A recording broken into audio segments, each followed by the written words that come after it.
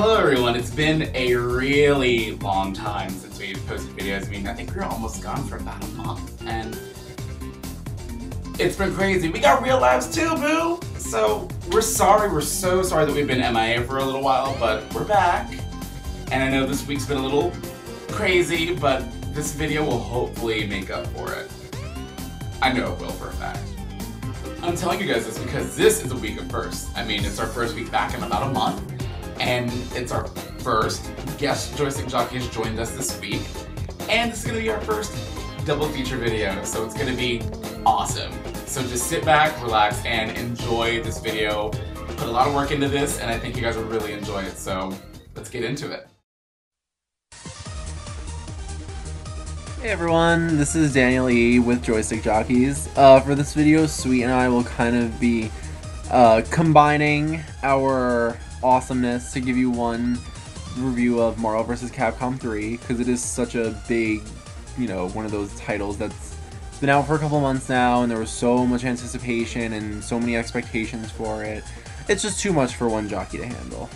So we wanted to do a lot more planning with this video.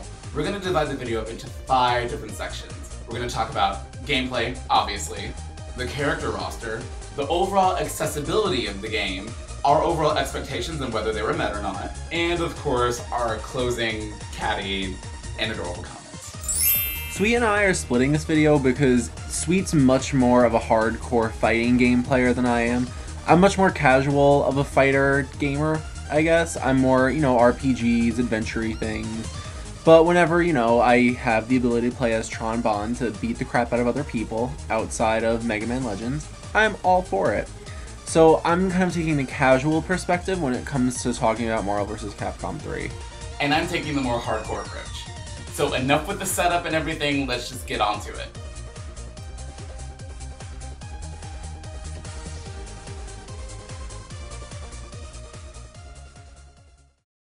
Oh, Marvel vs. Capcom 3, you've been 11 years in the making, but with all the other incredible fighting games that have been coming out over the past couple of years, has it really been worth the wait? Let's find out.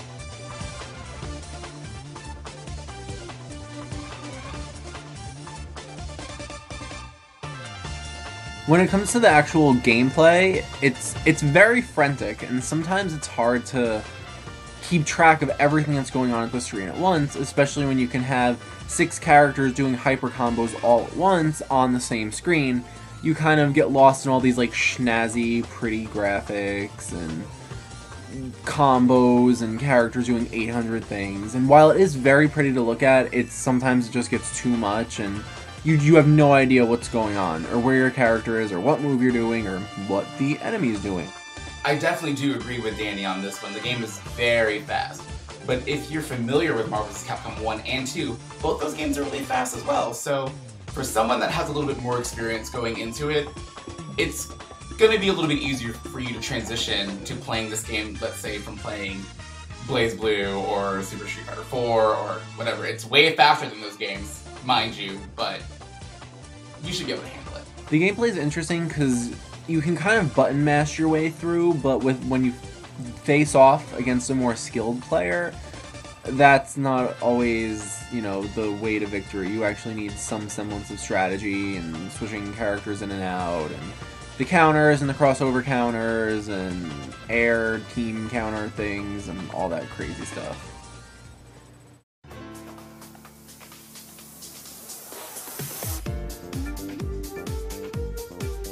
So the biggest point of contention when it comes to Marvel vs. Capcom 3 has got to be the character roster. Coming from Marvel vs. Capcom 2, which had like 52 characters, don't quote me on that, I believe it's 52. And now Marvel vs. Capcom 3 having a little over 30. We're missing a lot of characters that could have been in the game had they just waited a little longer for the game to release. People would have complained that they had to wait for it longer, but I think we would have been better off having more characters, but those are all probably going to be DLC. The roster is interesting to say the least. So there are some really awesome, interesting additions to the cast of characters. I think Amaterasu is my absolute favorite addition. I'm really glad Tron Bonne made a comeback. I love that we got to see Trish and Dante from Devil May Cry make an appearance finally, as well as Wesker and Chris Redfield. I mean, we only saw Jill in the previous one, and now we get 3 RE characters. It's pretty awesome if you ask me. Plus the DLC, Shumagorath, I just don't understand why he was chosen as, you know, the first DLC. Jill is cool. I like having a team of Jill, Wesker, and Chris. I think it's cool to have themed teams.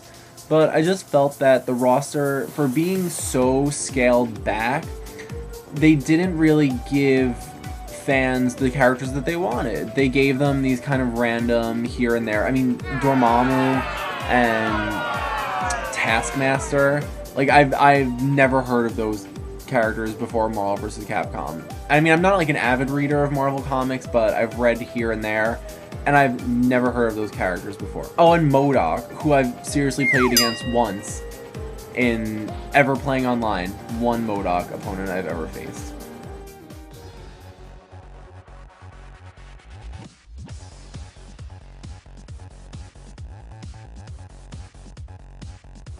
Now, we've had a bunch of, you know, very mixed things to say about Marvel vs. Capcom 3, but what I will say that's very positive about the game is that they did a really good job in making the game not only familiar to the fans that have been following the Versus series since its inception, but also made it a little bit more accessible to those people who weren't necessarily so good at fighting games by making the control scheme a little bit simpler.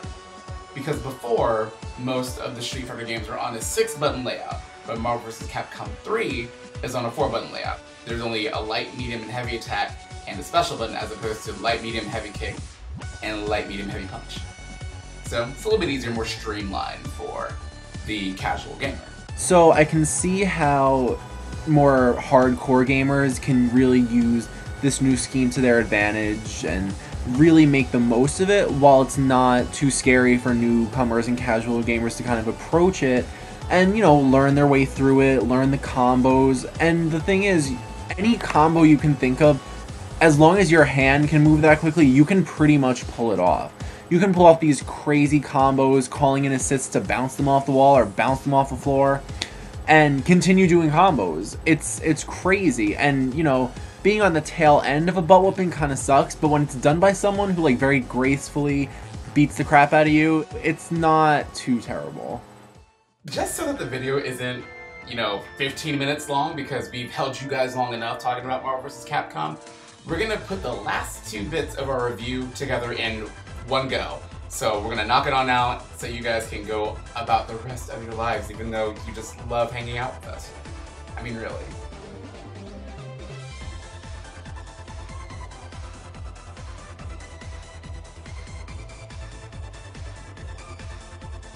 One of my biggest issues with the game is that there are almost no extras. Okay, so you beat it and you get a title or you get a piece of artwork.